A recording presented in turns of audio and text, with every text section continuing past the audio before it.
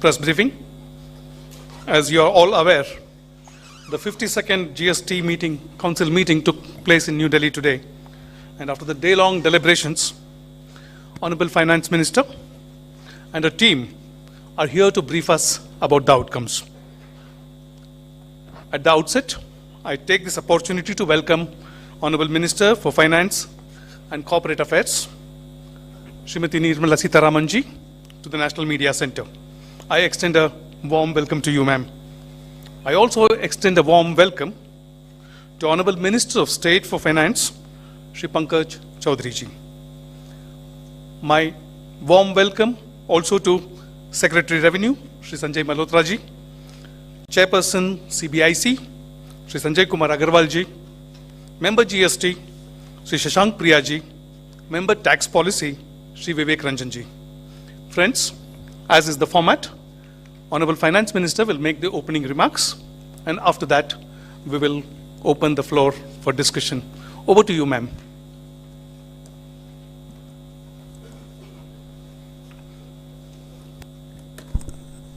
Thank you very much, and we are here to brief on the 52nd meeting of the GST Council and the decisions taken therein.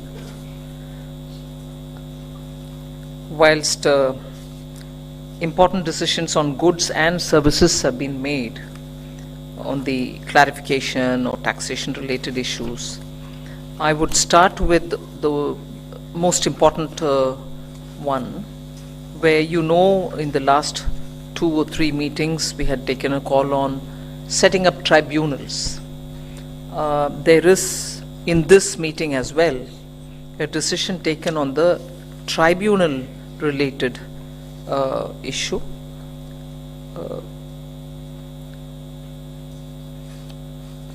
For the constitution of a GST appellate tribunal, decision was already taken. We are now, the Council has today decided to make a few amendments to the decision taken earlier. They pertain to the judicial member and also for those from the lawyers community who may get appointed, particularly on the issue of their age. So the decision today is that the President and the members shall have a tenure up to a maximum age of 70 years. Earlier, this was 67. For the President and the members, it was 67 and 65 respectively. Whereas what we have now done is the tenure can be up to 70 and 67 respectively. For the President it is 70, earlier it was 67. For the member it is 67 now, earlier it was 65. You're all right, Girish? You want a clarification? It relates to the appointment and the age limit, maximum age limit of President and the members. As things stand before this amendment of today, the President shall have a tenure up to a maximum age of 67. Today, it is amended to be 70. The member would have a maximum tenure up to 67 after today's amendment. Earlier it was 65. So that is one amendment done. The minimum age of appointment, of course, was not specified earlier, but we are now saying for the appointment as President and member is recommended to be 50 years minimum age.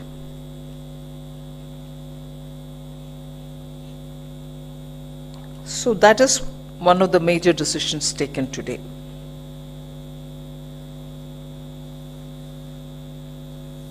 Now I go to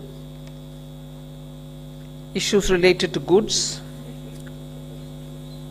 It's not mentioned here, that's why I'm... There was another, subject to correction, I would like to say it. Advocates who could become judicial members, not technical members. Minimum age for entry is 50 years. We wanted it to be clear that advocates up to 10 years of experience. Am I right, Sanjay? Up to 10 years of experience they should have minimum to be able to be considered for appointment as a judicial member. So advocates are welcome, but they should have 10 years of minimum experience. So that is the other which is specified now. Then there are decisions taken on the goods and services. One of the most important, which I'd like to say with a sense of happiness, that the GST Council wanted to participate in the year of millets, and therefore GST's role in promotion of food preparations of millet flour in powder form containing at least 70% millets by weight. And because I'm saying millets,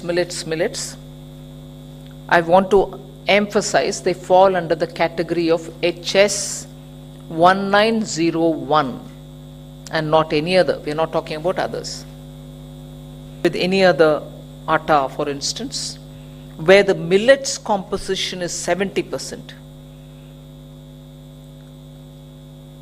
we state that they will be having a 0% GST if sold in other than pre-packaged and labeled form, meaning when they are sold loose or when they are packed but with no pre-packaging in the sense of branding or name or what, nothing else.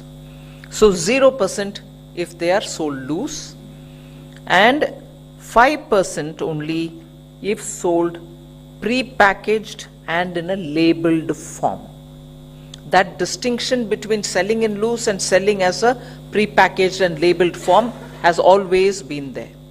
Now in the case of millet we are saying 0 if it is sold loose, when it is 70% of millet with any other atta. And when we say loose, it's packed into some kind of not so identifiable by name or brand, that kind of a thing.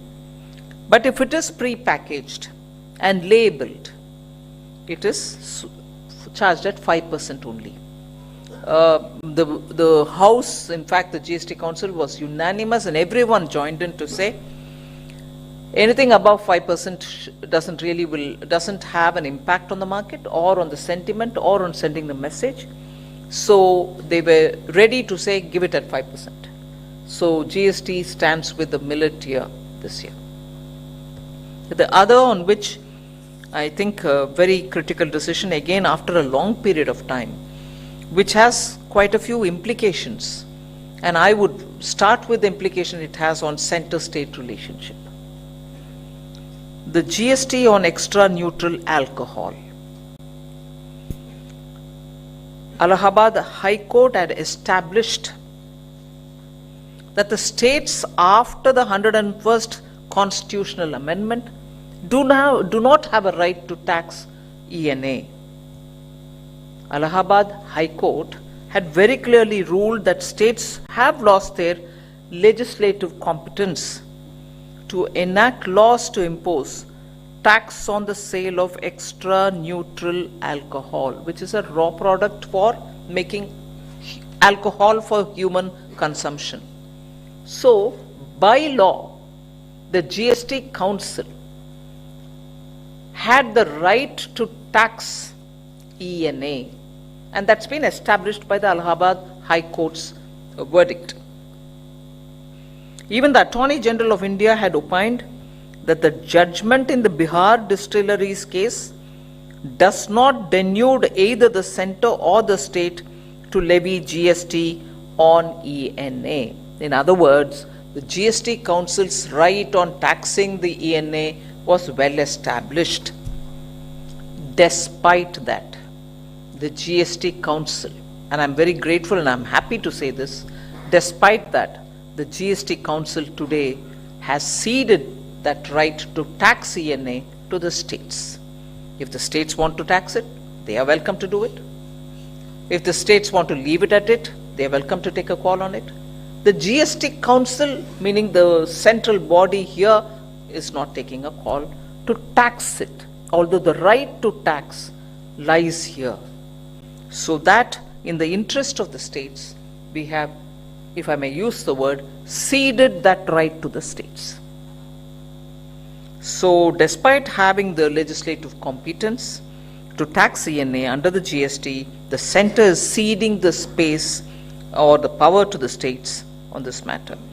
So that is one of the major decisions today. Alongside it, the GST on molasses has been reduced from 28% to 5%. This will benefit sugarcane farmers, we hope, and this will enable their dues to be cleared faster because more money will be left in the hands of the mills or whoever. And the council and we all feel that it will also lead to reduction in the cost of manufacturing of cattle feed, which will be a major development. And a separate tariff HS code has been created at the 8-digit level in the customs tariff to cover rectified spirit for industrial use.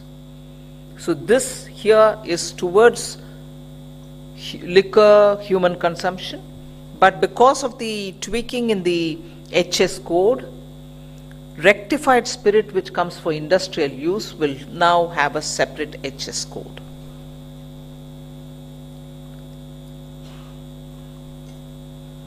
The GST rate notification will be amended to create an entry for extra neutral alcohol for industrial use. I read that again for you. The GST rate notification will be amended to create an entry for the ENA for industrial use, and that shall attract 18% tax. These were the major goods related. There are some more, I'm sure Revenue Secretary will elaborate on it. There is one item on the services which I'd like to highlight.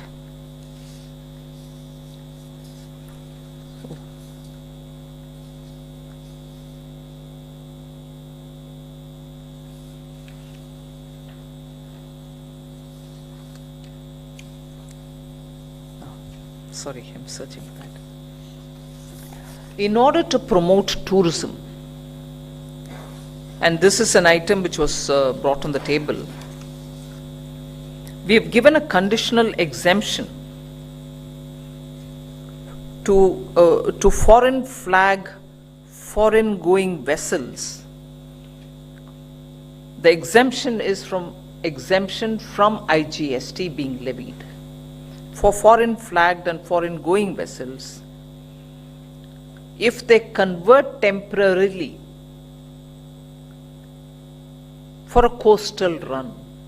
So, in other words, in the next couple of months during winter, if coastal vessels, let's say cruise-like vessels, which are foreign owned and foreign run, come over and do the coastal run in India, during these months, winter months, when cruise travel normally takes off very well, we have given an exemption from IGST because they are overseas. Normally they would have to be taxed on IGST.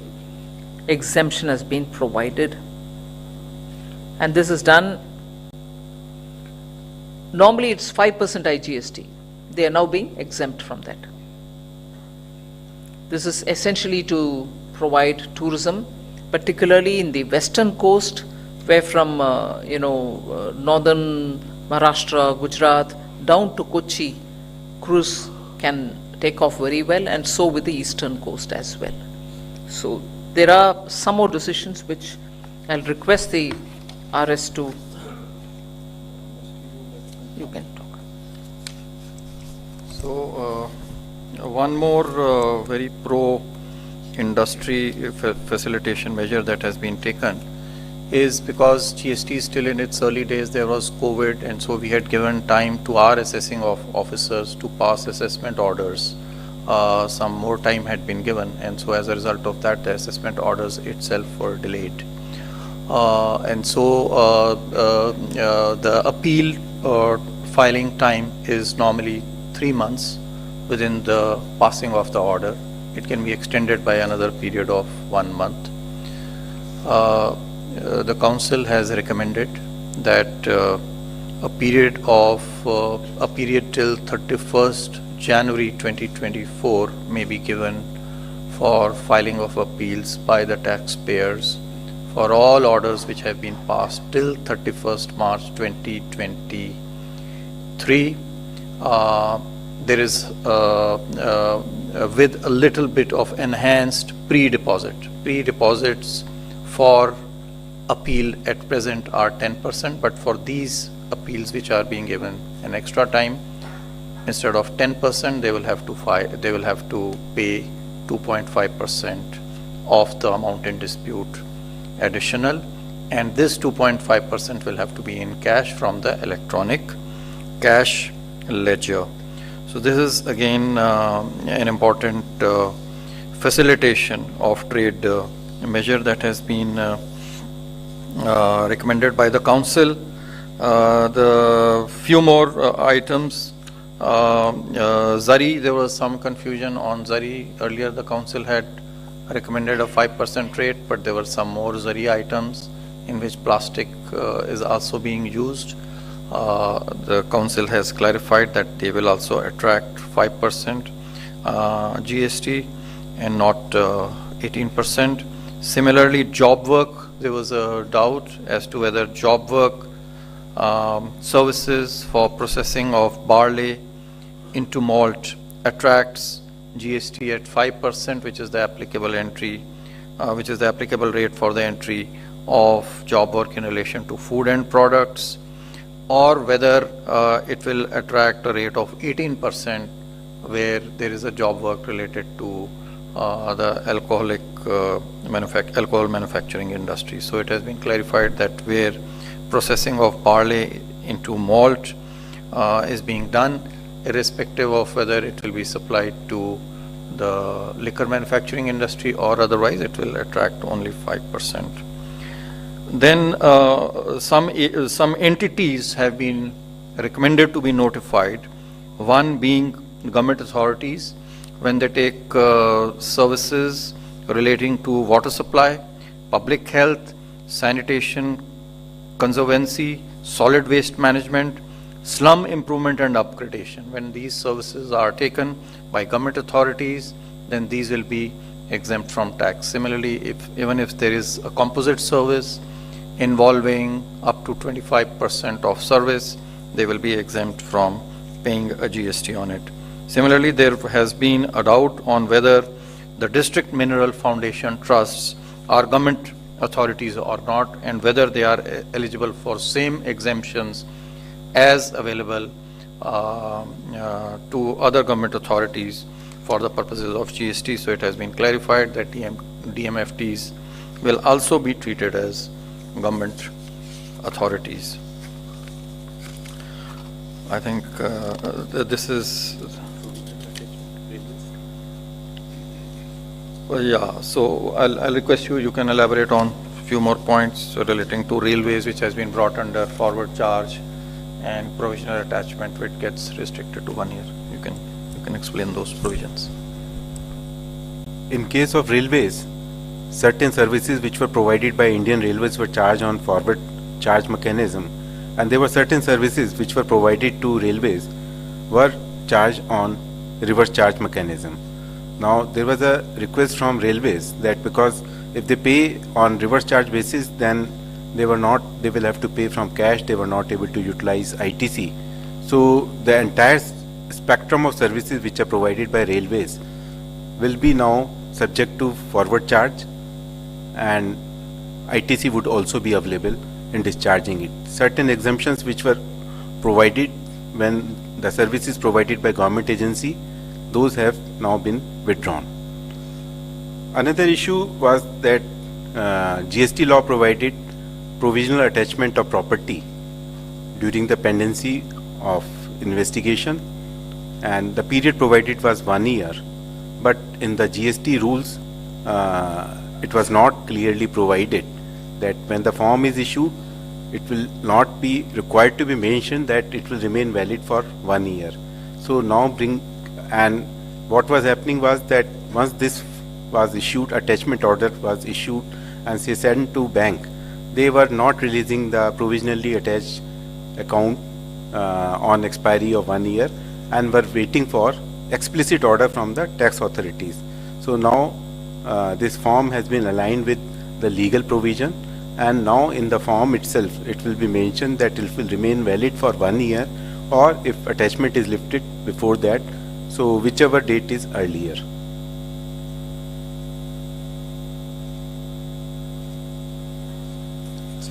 We may open the floor for questions and answers. We may begin from the third row, 246, please. Go ahead.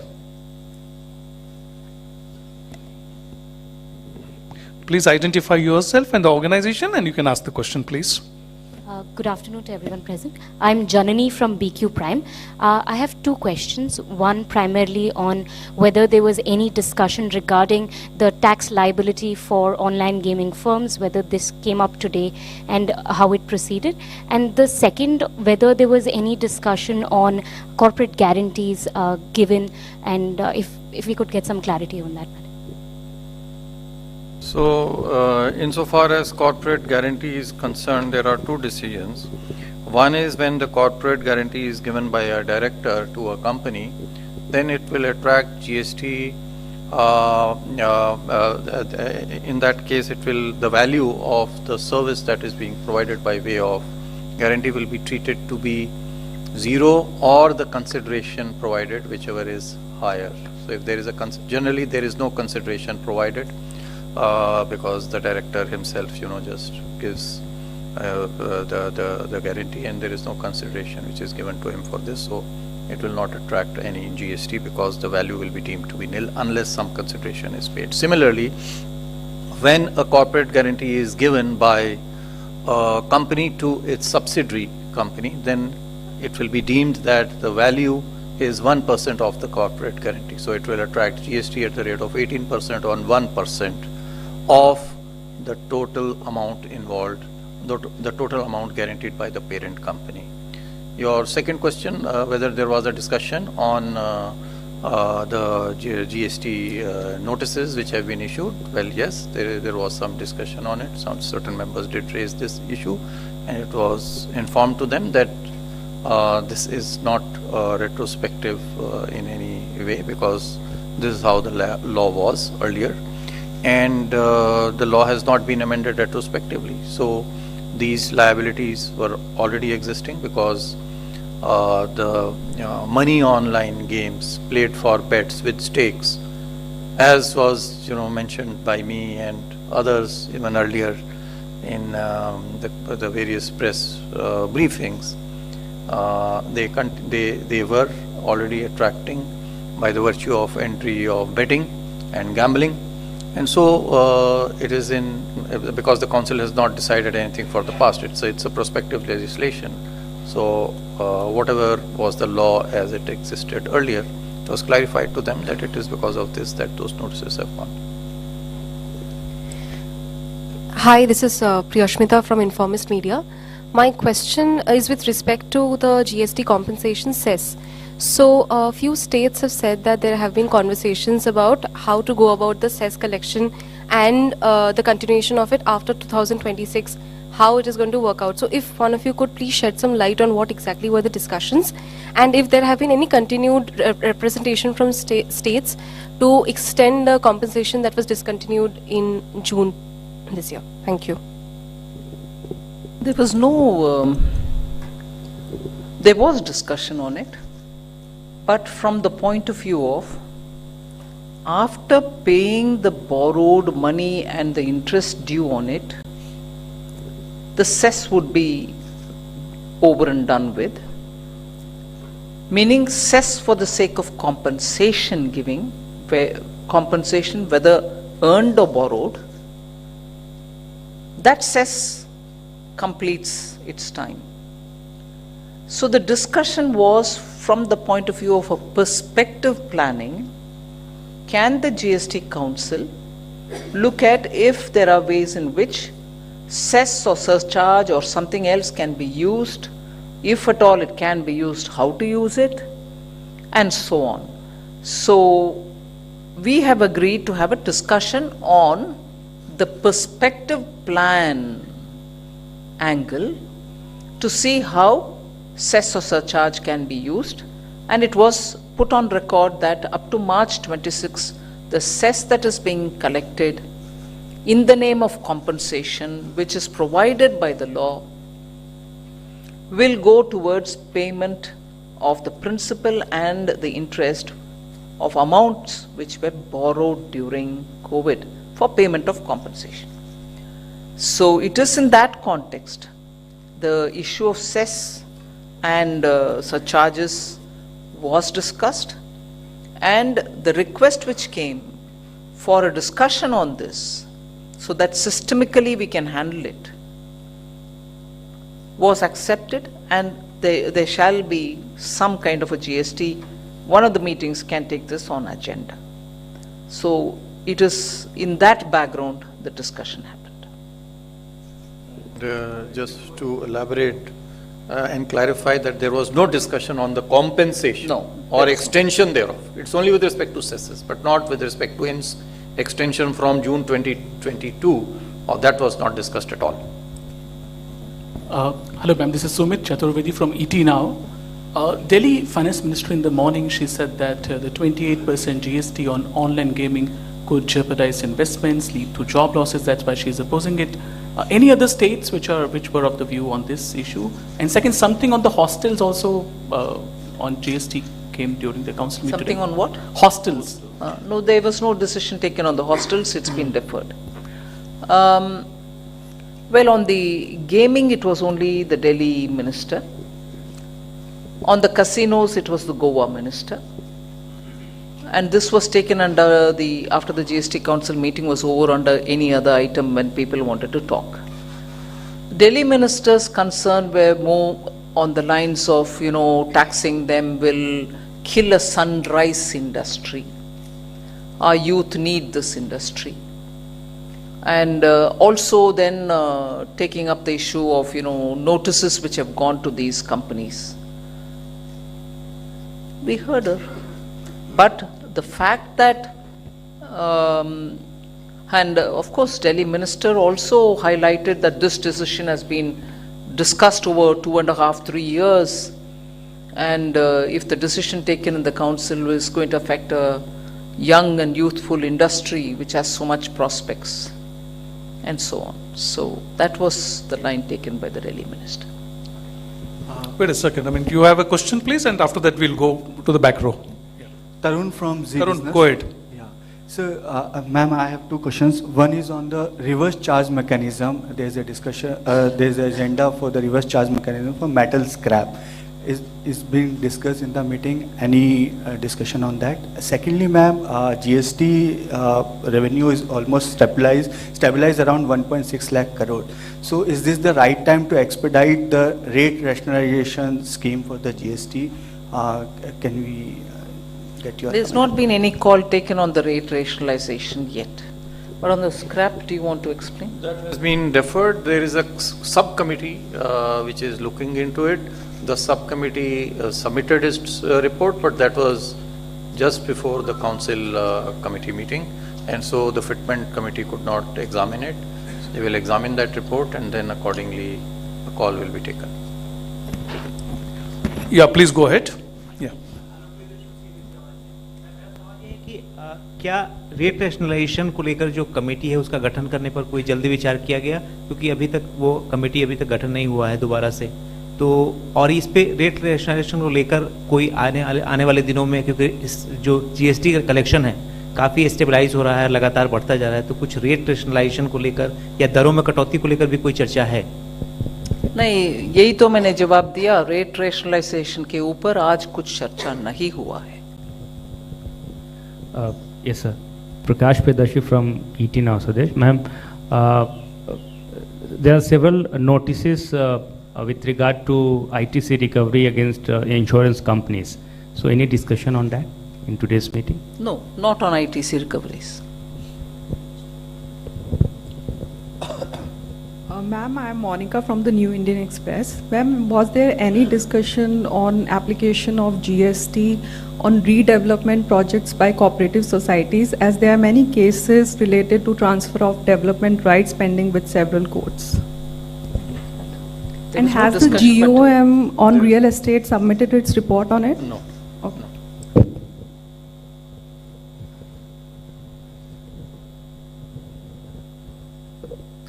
Hello ma'am, I'm Surbhi from Business Today. Ma'am, just wanted to understand that GST appellate tribunal, so much has been done and the expectation was that they would be set up by the year end. So what kind of a deadline should we expect on this? Well, we are moving fast on it. The decision has been taken. Today there was a little amendment which we needed to do because of the aligning with all other tribunals in terms of the age, maximum age.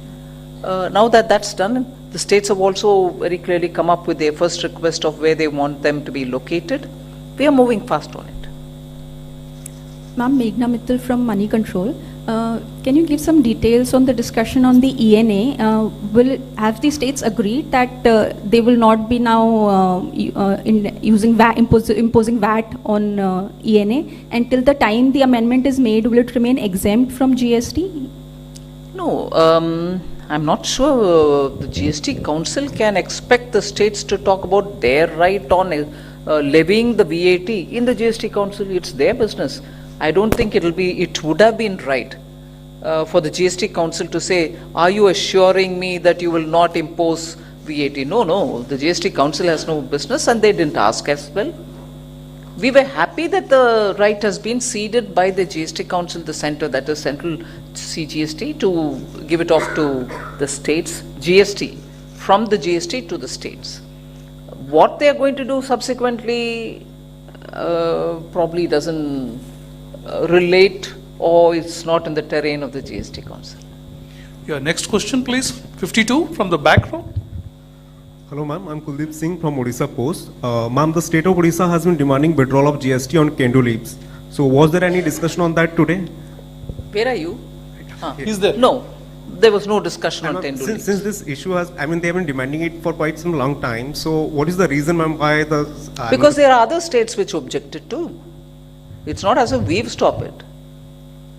I'm not naming the states here because it was very much a discussion in the council. The proposal which has been very strongly put forward by Orissa, unfortunately, there were other states which objected to it and said, no, we can't. So it didn't go through at that time. Thank you. And today there was no discussion. 25, please. Yeah, middle row. Yeah, I'm Ujjwal Narayan from PTI. So I just wanted to check with because there is some word from some finance ministers that the tax notices or tax evasion of 1.5 lakh crores has been sent to the gaming company. So what is the exact number, sir? We don't know. It is the DGGI which sends, and we won't be able to know about the GST claims that they Because that is very huge amount, that's why I'm asking. No, whatever is the amount, I wouldn't know. Because that's their independent business and I don't interfere in that. Yes, please go ahead with your question. Speak in the microphone. I'm Nikunj from Reuters. Hi, good afternoon. I wanted to ask you on this clarification on this ENA when you said that the center has ceded its right to tax ENA. So is that only for human The center meaning the GST? GST Council, sorry. So is that only for ENA for human consumption or industrial purposes as well? And secondly, on the 1% amount, guaranteed amount. So is that if in case the guaranteed amount is known, will GST be charged on that amount or a fee? And will that be the case? And if it is not known, then 1% would be computed of the entire guaranteed amount and then GST would be imposed on it. If you could please clarify. So your second question first, the guarantees are generally for loans, the amount is known. So it is on the loan amount, the 1% will be calculated on the loan amount, which is guaranteed to be repaid in case of a default. Regarding the ENA, I may clarify, ENA used for the manufacture of alcoholic liquor for human consumption. It is this particular ENA which is for manufacturing portable alcohol, which will be kept outside the purview of GST. As Honorable Finance Minister had mentioned, there will be a separate entry, separate HSN code has been already notified for that purpose, and ENA for industrial purpose will carry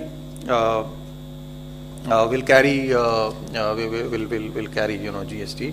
And another clarification which Chairman brings out is for the purposes of the guarantee given by the parent company to a subsidiary company, the 1% deemed valuation will come in where there is no consideration. In case there is a consideration which is paid, then it will be the consideration amount or 1%, whichever is higher. The next question will be from the corner, please, here. So just one clarification, how many states have passed the necessary amendment for levying the 28% GST on online gaming? All of them have agreed to pass it with effect. Even if they have not passed it, first of all, they have agreed to pass it with effect from 1/10/2023 this year. I think the latest count was 18 that have already passed. Some 13 are pending to be passed, either an ordinance or an amendment through the Act. Yes, please, middle row, 154. Prakash Pedashi from ET. Ma'am, any discussion on constitution of new GOM, that is with regard to rate rationalization?